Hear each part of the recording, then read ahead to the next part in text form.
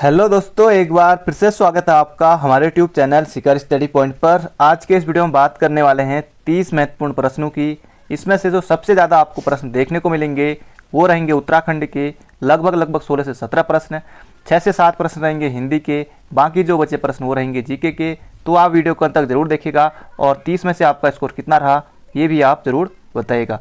आज जो आपका प्रश्न है वो है देवस्थानम बोर्ड अधिनियम। इसके बारे में आपने पहले पढ़ा होगा। देवस्थानम, बाकी कल को देखेंगे। इसका सही उत्तर होगा देवस्थानम बोर्ड अधिनियम कब विधानसभा में पारित हुआ था और राज्यपाल ने अपनी स्वीकृति कब दी थी, ये आज आपको बताना है। देवस्थानम बोर्ड अधिनियम विधानसभा में कब पारित हुआ था और राज्यपाल ने अपनी कब इसमें स्वीकृति दी थी, तो ये आपको बताना है। अब बात करते हैं जो कल का प्रश्न था उसकी। कल का जो प्रश्न था वो था राज्य मानव अधिकार आयोग को लेके। राज्य मानव अधिकार जो इन्होंने बताया लगभग सभी ने जुलाई 2011, तो जुलाई 2011 ये बुक में दिया हुआ है। अगर आप ऑफिशियल वेबसाइट पर जाएंगे तब आपको 2013 मिलेगा। तो दोस्तों आयोग ने जो एक अभी एग्ज़ाम हुआ था उसमें जुलाई 2011 13 ऑप्शन था ही नहीं, तो जुलाई जो 11 है सिर्फ शनि पूछा था, तो 11 उसमें सही उत्तर दिया गया था। तो आपको भी दोस्तों ऑप्शन के हिसाब से 2 ऑप्शन शायद एक साथ नहीं रहेंगे, तो इस तरह से आपको उत्तर देना होगा। और एक जो इन्होंने प्रश्न यहाँ पर पूछा है न्यायिक सुधार समिति कब बनी, तो न्यायिक सुधार समिति एक तो कुमाऊं परिषद वाली है, एक 1919 में बनी है, और एक है जो कुमाऊं कमिश्नर की अध्यक्षता में बनी थी वो बनी थी 1924 में।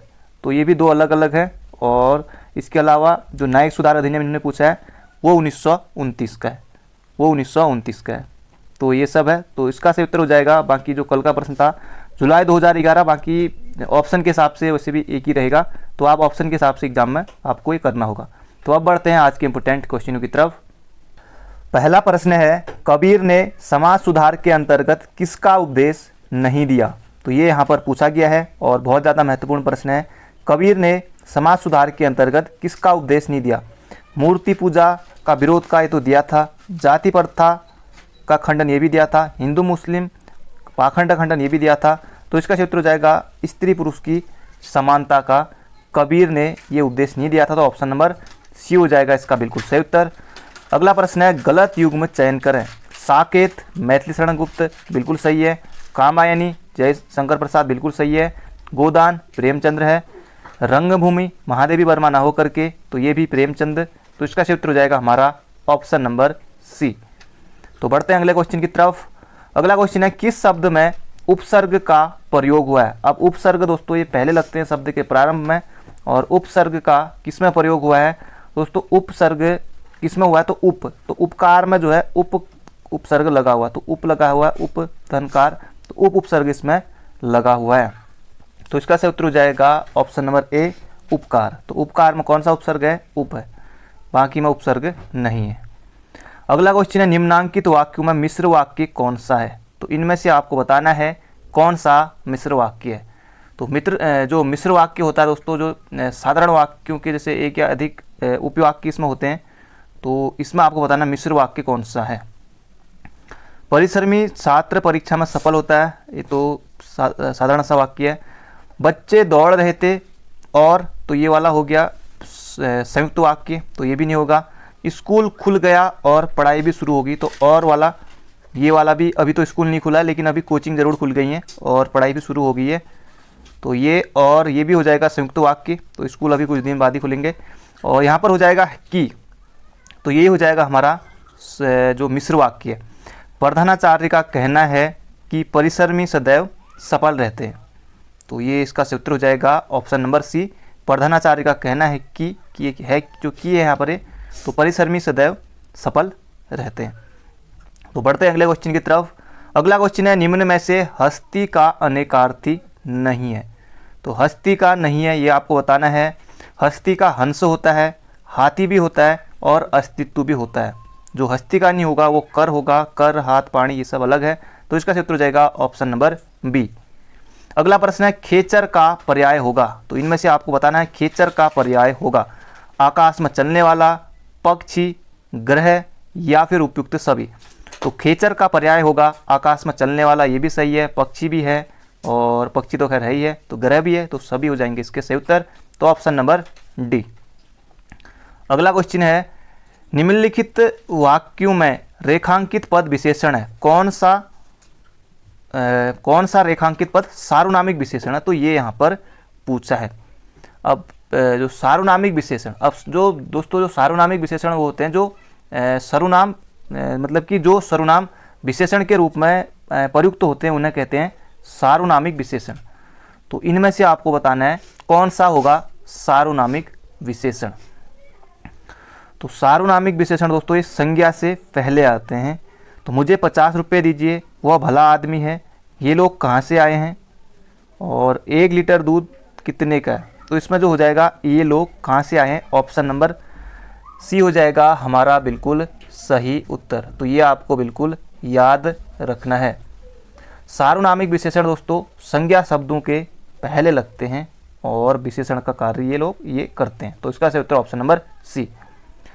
अगला है, और अब यहाँ पर उत्तराखंड का प्रश्न आ गया है और ये क्वेश्चन बहुत ज़्यादा इम्पोर्टेंट है। अगला है, उत्तराखंड ग्राम विकास एवं पंचायती राज संस्थान। ये उत्तराखंड ग्राम विकास संस्थान जहाँ दोस्तों जिसके अंतर्गत बीडीओ आता है, और पंचायती राज विकास संस्थान जिसके अंतर्गत जो बीपीडीओ है ये आता है इसके अंदर। तो इनमें से आपको बताना है इसकी स्थापना रुद्रपुर में हुई थी, और आपकी जब जॉब लगेगी तो आपको भी जाने का सब ट्रेनिंग नैनीताल में भी होगी बीपीडीओ की, और यहाँ भी आपको जाने का मौका मिल सकता है। तो ये आपको बताना है उत्तराखंड ग्राम विकास एवं पंचायती राज विकास संस्थान की स्थापना रुद्रपुर में कब की गई थी? तो कब की गई थी? तो दोस्तों इसका सही उत्तर हो जाएगा ऑप्शन नंबर बी, सितंबर 2004 में। तो सितंबर 2004 ऑप्शन नंबर बी हो जाएगा इसका बिल्कुल सही उत्तर।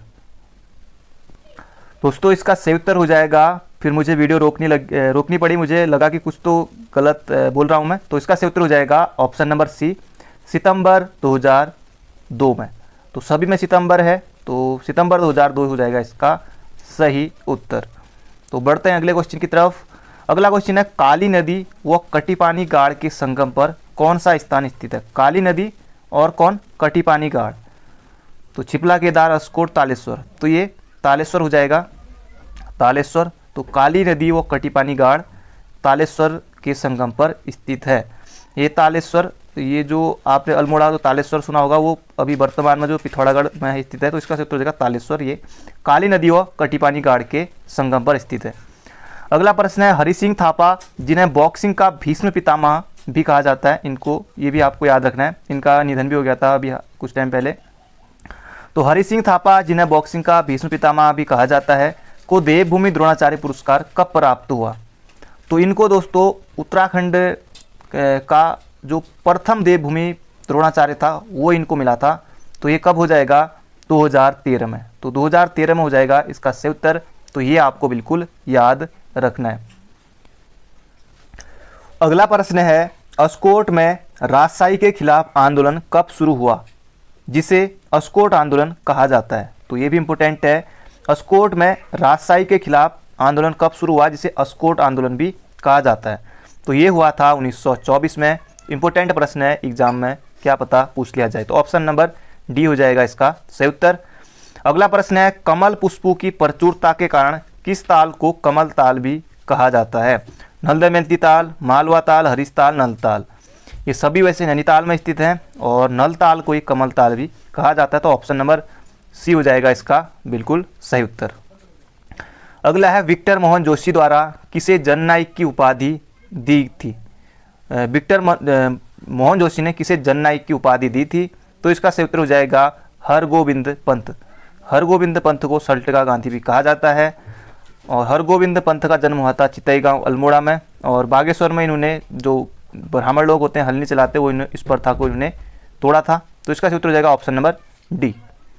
अगला है, उत्तराखंड आंदोलन के दौरान मुजफ्फरनगर कांड से व्यथित होकर कत्यूरी मानसरोवर पत्रिका का प्रकाशन किसने किया था? तो ये यहाँ पर पूछा है, बाकी परीक्षा वाणी में आसानी से मिल जाएगा ये प्रश्न।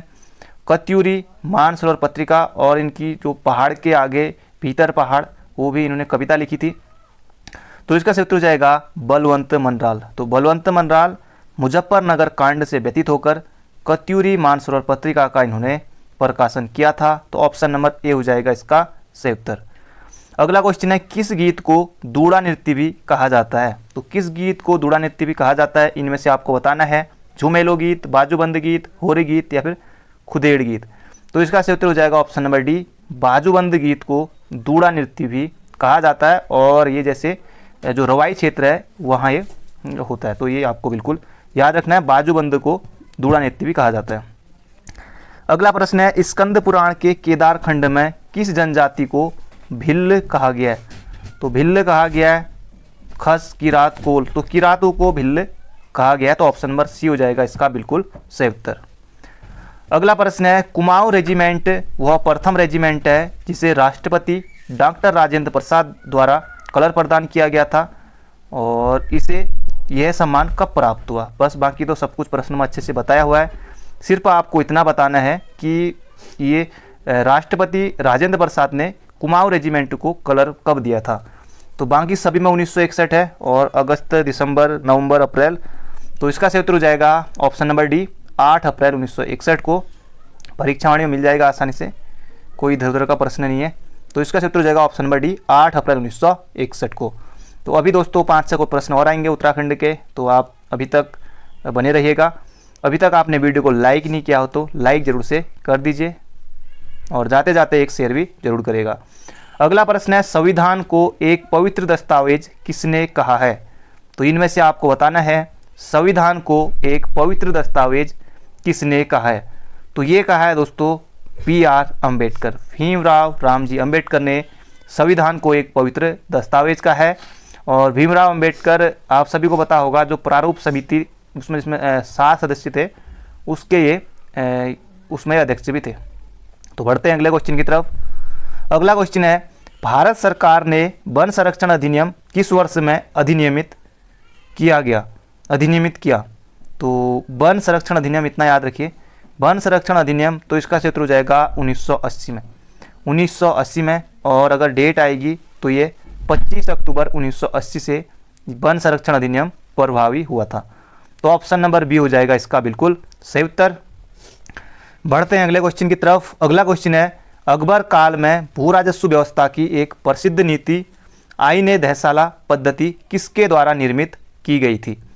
तो इसका सही उत्तर हो जाएगा आईने दहसाला, जो ये पद्धति है टूडरमल के द्वारा निर्मित की गई थी। तो ऑप्शन नंबर सी हो जाएगा इसका बिल्कुल सही उत्तर। अगला क्वेश्चन है, भारत छोड़ो का नारा किसने दिया था? तो ये आपको यहाँ पर बताना है, भारत छोड़ो का नारा किसने दिया था? तो इसका सही उत्तर हो जाएगा ऑप्शन नंबर सी, यूसुफ मेहर अली।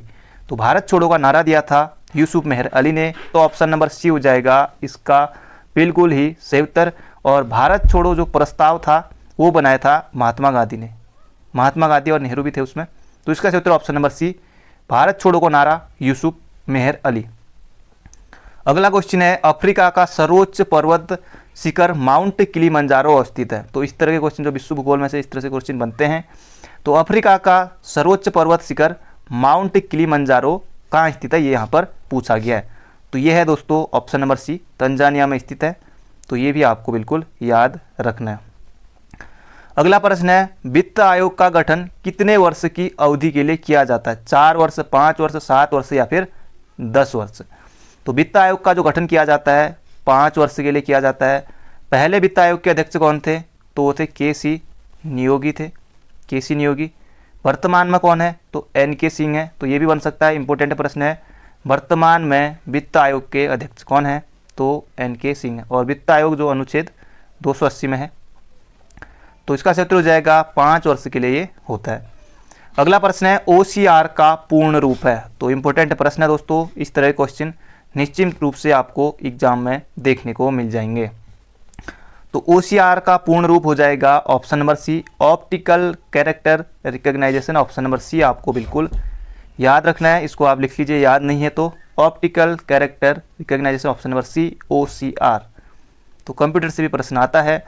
अगला क्वेश्चन है, 2 राज्यों का मुख्यमंत्री बनने का गौरव किसे प्राप्त हुआ? तो ये आपको बताना है। हेमंत नंदन बहुगुणा यूपी के जरूर थे, उत्तराखंड में तो नहीं। भगत सिंह कोश्यारी, नित्यानंद स्वामी या फिर नारायण दत्त तिवारी? तो इसका क्षेत्र हो जाएगा ND तिवारी, विकास पुरुष।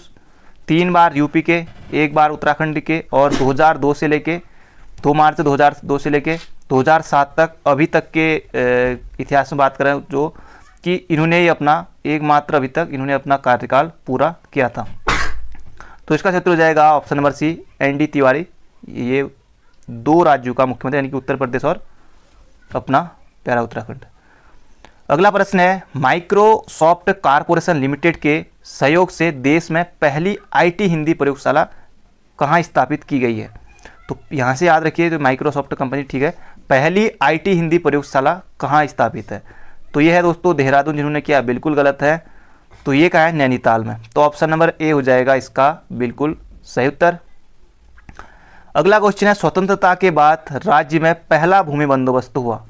तो स्वतंत्रता के बाद जो राज्य में पहला भूमि बंदोबस्त हुआ था, ये हुआ था 1960-64 में। तो ऑप्शन नंबर सी हो जाएगा इसका बिल्कुल सही उत्तर। बढ़ते हैं अगले क्वेश्चन की तरफ। अगला क्वेश्चन है, उत्तराखंड के चारों धामों के नाम भी यहाँ पर हैं, जैसे गंगोत्री, यमुनोत्री, बद्रीनाथ और केदारनाथ, तो किन जिलों में स्थित हैं? तो इसी तरह से बताना चले, पहले गंगोत्री यमुनोत्री तो ये उत्तरकाशी में है, उत्तरकाशी सभी ऑप्शन में है। बद्रीनाथ का है तो बद्रीनाथ चमोली में है। केदारनाथ का है तो इस ऑप्शन में तो टिहरी दे रखा है, तो ये तो होगा नहीं, तो केदारनाथ रुद्रप्रयाग में है। तो ऑप्शन नंबर सी हो जाएगा इसका सही उत्तर। गंगोत्री यमुनोत्री कहाँ स्थित है? उत्तरकाशी, बद्रीनाथ चमोली, केदारनाथ रुद्रप्रयाग। खैर ये आप सभी लोगों के लिए आसान प्रश्न है, पर एग्जाम में भी 20 से 25 क्वेश्चन तो ऐसे ही आते हैं। तो बाकी जो रहते हैं 8 से 10 क्वेश्चन, और किसी किसी एग्जाम में तो 5 से 6 क्वेश्चन, बाकी यही रहते हैं। बाकी गेम जो ठीक ठाक लेवल के, बाकी तो 20-25 तो सभी लोग कर ही लेते हैं।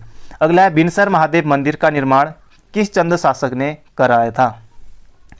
बिनसर महादेव जो मंदिर है उसका निर्माण किसने कराया था? कल्याण चंद, लक्ष्मी चंद, सोमचंद या फिर उद्योग चंद? तो सोमचंद ने तो लक्ष्मी चंद ने तो बागेश्वर में जो बागनाथ मंदिर है, तो इसका उत्तर हो जाएगा कल्याण चंद ने बिनसर महादेव मंदिर का निर्माण कराया था। Option number A. अगला प्रश्न है आज का हमारा आखिरी प्रश्न, और 30 में से आपका स्कोर कितना रहा कमेंट बॉक्स में जरूर बताएगा। अभी तक आपने लाइक नहीं किया है तो दोस्तों लाइक भी जरूर कर दीजिए। किसके द्वारा दिए गए दान से 1803 में आए विनाशकारी भूकंप से क्षतिग्रस्त रघुनाथ मंदिर का कालांतर में जीर्णोद्धार हुआ? तो ये आपको यहाँ पर बताना है। किसके द्वारा किए गए दान से 1803 में आए विनाशकारी भूकंप से क्षतिग्रस्त रघुनाथ मंदिर का कालांतर में जीर्णोद्धार किया था? महाजदी सिंधिया, नरेंद्र शाह या फिर दौलत राव सिंधिया? तो जिन्होंने सोचा ऑप्शन नंबर ए दौलत राव सिंधिया, तो आप बिल्कुल सही हैं। तो इसका उत्तर हो जाएगा ऑप्शन नंबर ए। तो दोस्तों ये थे आज के हमारे 30 महत्वपूर्ण प्रश्न। बाकी मिलेंगे कल को मॉर्निंग में 10 ऑनलाइन महत्वपूर्ण प्रश्नों के साथ। तो thank you friend, thank you so much.